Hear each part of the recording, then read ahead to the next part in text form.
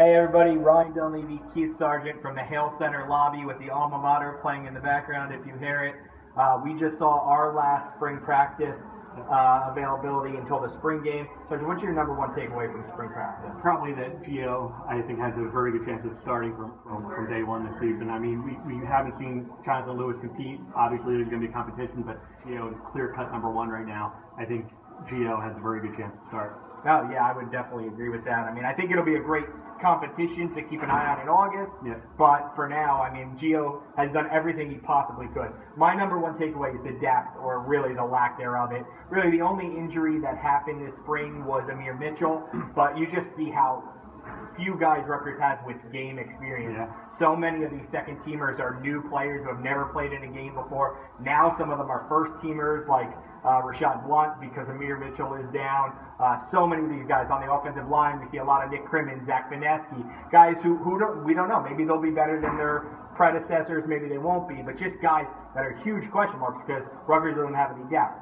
Which leads to today's big news of the spring game. Will it be live or not? Rutgers, can't ever remember not having a live spring game. And when you say live, that means basically. Please tell them. Yeah, basically that means that you just won't see tackling. Everything that you really generally is synonymous with football, tackling, and everything. Yeah. A game is just going to be like two-hand touch. For the fans who come to practice, it'll probably be like an open practice. Yeah. Who have been to those in the past. Exactly. But anything live, you won't see any hard hits or anything like that. And it's actually becoming very popular. Northwestern doesn't have one. Yeah. Illinois doesn't have one. In the age of concussions and injuries concerns in college football, you just don't see a lot of. Why tackle? Why risk injury if you don't have to? Correct.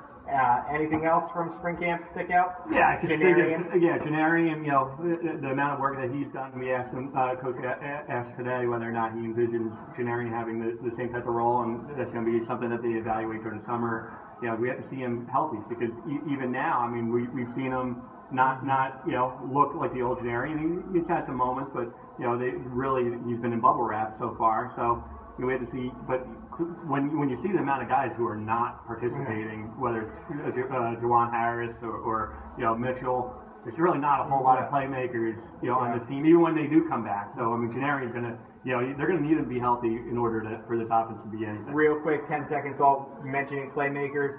The thing, Rutgers fans, if you're looking for one thing to take away that's good this spring, Kamoko Toure looks like 2014 Kamoko Toure. Got to see him do it in games, but everybody's high on him, even teammates. It's not just hype. So that could be a playmaker on the defensive side. Anyway, we'll catch up with you after the spring game. Ryan Dunleavy, Keith Sargeant, NJ.com. Stay tuned till then.